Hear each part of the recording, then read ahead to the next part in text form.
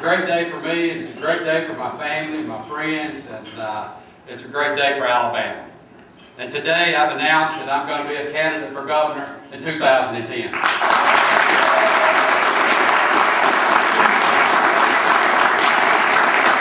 You know, he read off some statistics a minute ago about me being able to win 62 counties, tying 2, and losing 3. Folks, I'd like to be able to take all the credit for that, but you've got to take the credit for that. The people of Alabama have helped me get where I'm at today. I've never claimed to be a rocket scientist or know all the answers to all the problems, but I do know how to work, and I do know how to win, and I do know how to tell the truth. And that's exactly what my campaign is going to be about in 2010. There's no better place than to be in Birmingham, Alabama. Birmingham, Alabama, to be here, to be able to come among friends and talk about my vision and talk about the future of this state. I want you to ask questions about Ron Sparks. I want you to look at my background. I want you to look at my record as Commissioner of Agriculture. I'm proud of it. We built a department that is second to none in the nation. I happen to be the president of the state departments of agriculture across this country. And I was elected by all the commissioners and secretaries and directors of agriculture of the United States. And it's an honor to represent all of the states in this nation. And it's been a pleasure. But let me just say this. I'm here today to talk about things that are important to me, important to this state. And I'm also here to talk a little bit about agriculture. Because I think if there's anybody in Alabama that understands agriculture the way I do, I'd like to meet them. The farmers have taught me what I know. Let me tell you something, folks. In Alabama today, the #1 industry in this state is agriculture. Over 467,000 jobs created by agriculture. $5.5 billion industry. Puts over $40 billion a year into our state's economy. That's how important agriculture is in this state. And let me tell you this. Let me tell you why I fought so hard for agriculture in this state. It's because I don't want other people putting food on my table like they're putting gasoline in my automobile. We've got to make sure that we keep our farmers alive and well in Alabama. So we also need to talk about jobs. Folks, a lot of those jobs that we've lost in Alabama for the last few years sure would be nice to have back today. In my little hometown of Fort Payne, Alabama, it used to be called the salt capital of the world. No longer, because when they passed CAFTA, there were 6,000 salt jobs in Fort Payne, Alabama. Today, there's less than 1,500. Folks, it's time that we start keeping those jobs in the state of Alabama and quit sending them overseas, and quit sending them to other countries. And if we're going to use Alabama tax money to bring jobs to Alabama and bring business to Alabama, we need to use Alabama people to fill those jobs and build those businesses.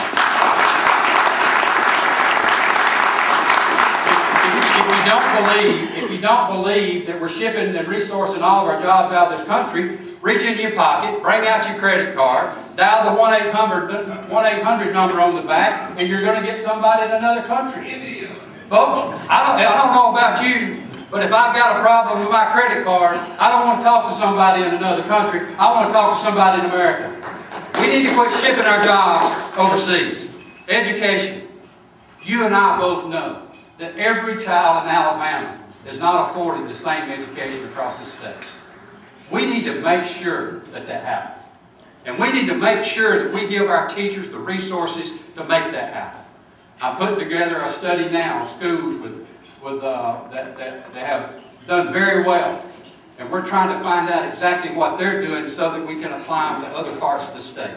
But I can assure you that education is a top priority of mine. And folks, I am a firm believer that letting a kid quit school at 16 years old is the most ridiculous thing I've ever heard in my life. What in the world is a young man going to do? What in the world is a young man or young lady going to do that quit school at 16 years old and ends up on the streets of Birmingham or Montgomery or Mobile or Huntsville or Fort Payne? He's going to go from the schoolhouse to the courthouse to the jailhouse. Our prisons are full of people who are high school dropouts. And once we get them in prison, we go from spending $4,000 a year to educate them to spending $14,000 a year to keep them in prison. Why don't we take them when we see that they're not going to be able to go and be a rocket scientist or a doctor or a lawyer? Why don't we at least take them and teach them how to be a carpenter or a plumber to where they can go out and support their families in the state of Alabama? Let me talk to you just a minute too about my position on high school dropouts. We've got to do something about it. We have a great education system. My daughter works in the education system. I have a number of friends that work in it. But we can't keep doing the same old thing the same old way, expecting a different result. Our neighborhoods, look at our neighborhoods with our ravishing of crime and the things that's going on. We've got to find the answer to these problems. And letting children quit school at 16 years old is not one of those answers. And I work with a lot of inmates in my office, and I talk to a lot of inmates. There's an awful lot of them that don't have a skill. But when they leave my office, they have a skill. Right. How in the world can we send people out into the world, society today, without a skill to make a living and expect society to be what we want it to be? My vision is to change that. My vision is to help Alabama. You know, we talk about vision a lot. Vision don't mean that I have the ability to look from one side of the room to the other. Vision means that I have the ability to look into the future and make good decisions that makes Alabama great. You got to remember the lady that had more vision than anybody in Alabama was blind. Her name was Helen Keller. And you got to remember a young man at Tuskegee University that Dr. George Washington Carver once said, "A man with no vision is a man with no hope." Ladies and gentlemen, I'm coming before you today to tell you that I have hope and I have vision. And there's nobody that's going to come before you, and we all love Alabama. There's nobody going to come before you that tells you they love Alabama any more than I do. I'm the product of Alabama. Come up through the school system. I went off into the military. I came back and used my GI Bill to get what little college education I got.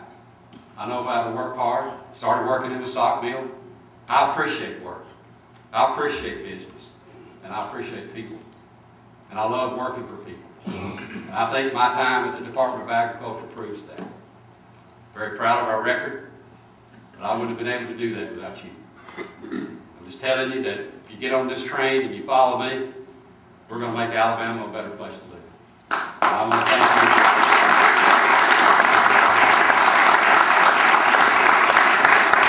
I want to thank you very much for allowing me to be with you and share this today. And I hope to be back to see you very soon. Thank y'all so much.